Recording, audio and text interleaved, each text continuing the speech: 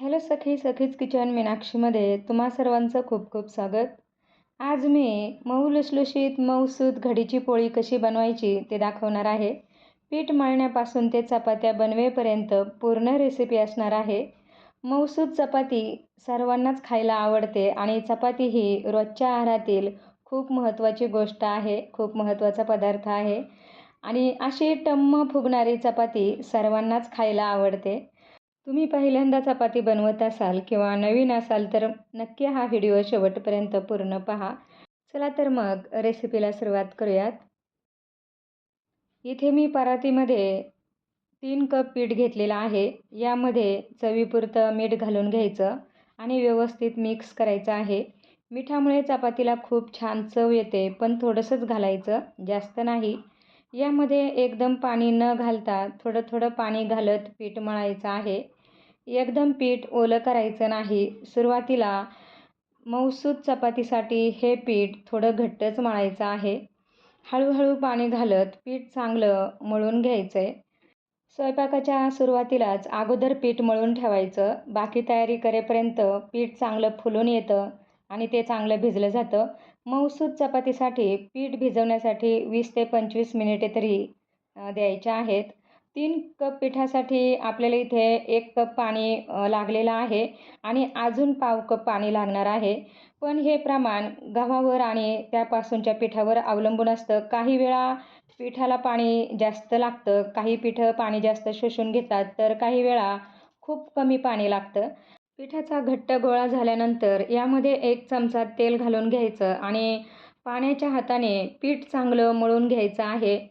हे पीठ जितकं चांगलं मळलं जाईल तितक्या आपल्या चपात्या मऊसूत होणार आहेत. त्यामुळे पीठ चांगलं मळून घ्यायचं आहे आणि लगेचच आपल्याला चपात्या लाटायला घ्यायच्या नाहीत. तर यावर झाकण ठेवून 20 ते 25 मिनिटे ते चांगलं भिजू द्यायचं आहे.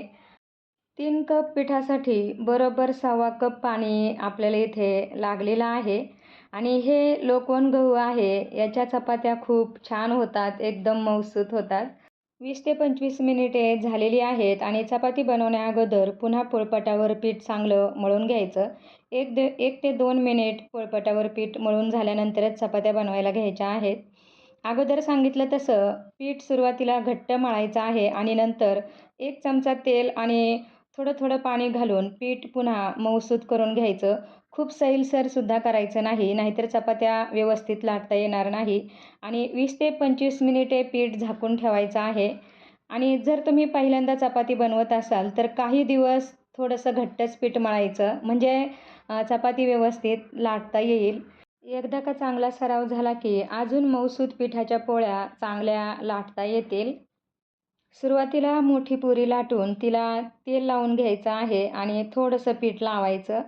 आपण घडीची चपाती बनवत आहोत. दुसऱ्या घडीलासुद्धा तेल आणि पीठ व्यवस्थित लावून घ्यायचं आहे आणि त्यानंतर हाताने गोल आकार द्यायचा, म्हणजे गोल चपाती येते आणि सरावाने त्रिकोणसुद्धा गोल करता येतो. सुरुवातीला लगेचच तुम्हाला कधीच चपाती चांगली येणार नाही. थोडा वेळ द्यावा लागतो. हळूहळू सरावाने जमत जातं. शक्यतो मुली लहानपणापासून आपली आई, आजी, काकू यांच्याकडून चपाती भाकरी बनवायला शिकत असतात. खेळण्यातील छोटी छोटी चपाती लाटत त्या मोठ्या चपात्या कधी बनवायला लागतात त्यांनाही कळत नाही. चपाती लाटताना आतपासून कडेपर्यंत एकसारखी लाटायची. कुठे जाड, कुठे पातळ अशी अजिबात ठेवायची नाही. पीठ चांगलं मळलं आणि भिजण्यासाठी थोडा वेळ दिला की मऊसूत पीठ होतं आणि अशा पिठाची चपाती सरसर लाटली जाते. लाटताना खूप जोर द्यायचा नाही, ताकद लावायची नाही. अलगद हळुवारपणे एकसारखी चपाती लाटून घ्यायची आहे.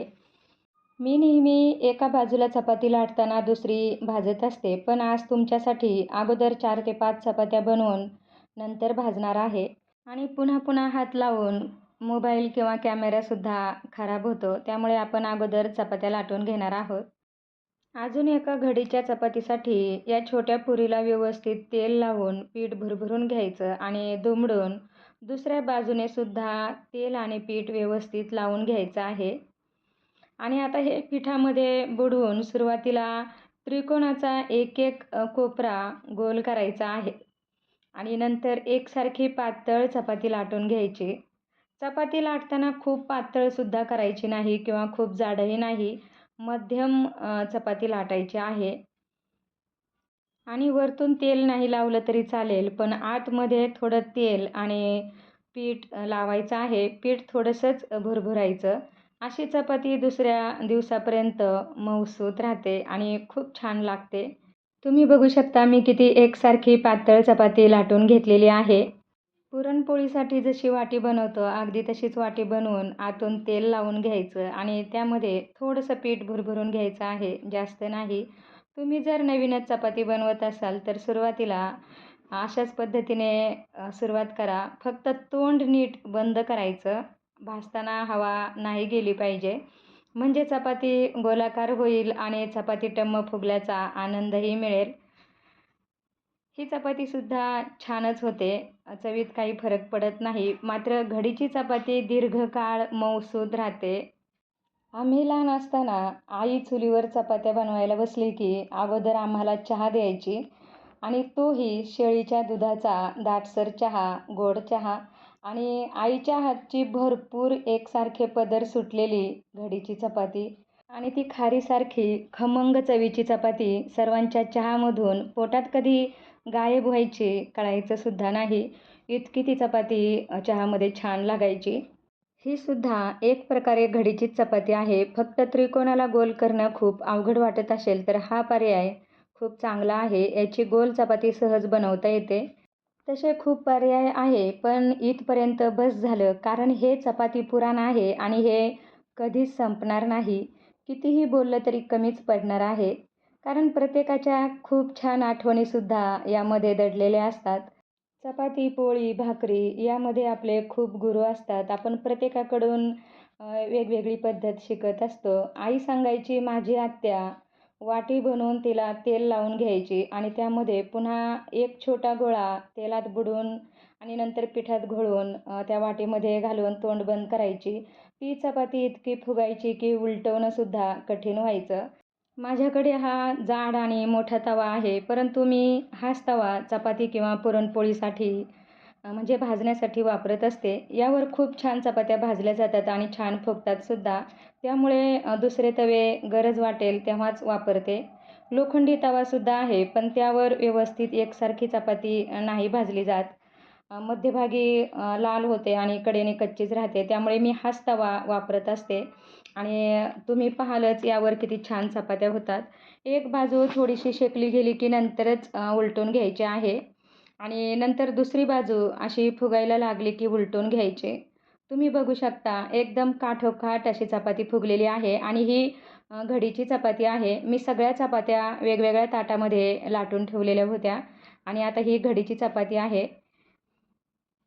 दोन्ही बाजूनी व्यवस्थित तेल लावून घ्यायचं आहे. तुम्हाला जर चपातीला वरतून तेल लावायचं नसेल तर नाही लावलं तरी चालेल. मात्र मी लावत असते. गरमागरम तेल लावलेली अशी चपाती खायला खूप छान लागते. चपाती भाजताना गॅस खूप कमी करायचा नाही, नाहीतर ती वातड आणि कडक होईल, मऊसूत राहणार नाही.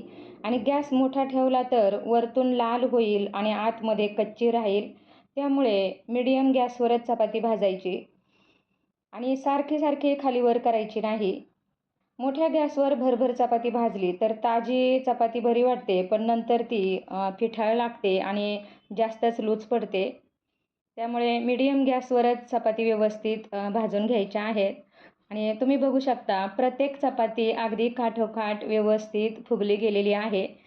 एकदम खारीसारखी मऊसूत आणि चविष्ट चपाती होते. आमच्या घरामध्ये पावापेक्षा अशा गरमागरम चपातीसोबत पावभाजी जास्त खाल्ली जाते. बनवायची आणि लगेचच गरम गरम ताटामध्ये घ्यायची आणि अशी मऊसूत भरपूर पदर सुटलेल्या चपात्या चहासोबत, गरमागरम वरणासोबत, श्रीखंड किंवा आमरस यांच्यासोबत खूप छान लागतात. ही सगळ्यात शेवटी जी लाटली ती चपाती आहे. तीनच चपाती मी इथे भाजून दाखवणार आहे. बाकीच्या जर भाजत बसले तर अजून मोठा व्हिडिओ होईल. पीठ मळण्यापासून पूर्ण चपाती भाजेपर्यंत संपूर्ण रेसिपी मी इथे दाखवलेली आहे. अगदी नवीन चपाती शिकणारेसुद्धा सहज बनवतील इतक्या सोप्या पद्धतीने सांगितलेलं आहे. चपाती बनवण्यासाठी ज्या टिप्स मी ते सांगितलेल्या आहेत त्या आवडल्या तर तुम्ही नक्की घ्या, बाकीच्या सोडून द्या. तर इथे आपल्या सर्व चपात्या बनवून झालेल्या आहेत आणि भाजूनसुद्धा झालेल्या आहेत. आणि मला खात्री आहे तुम्हाला आजची ही चपाती स्पेशल रेसिपी नक्कीच आवडली असणार.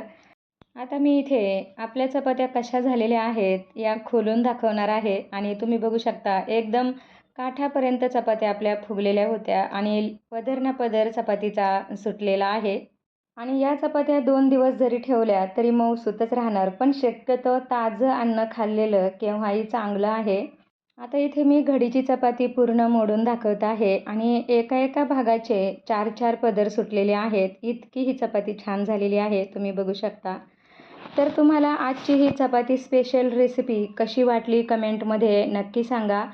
तुम्हीसुद्धा अशा पद्धतीने बनवून बघा. मित्रमैत्रिणींना, नातेवाईकांना हा चपाती स्पेशल व्हिडिओ शेअर करा आणि लाईक करायला अजिबात विसरू नका आणि छानशी कमेंटसुद्धा करा. Thank you. बाय.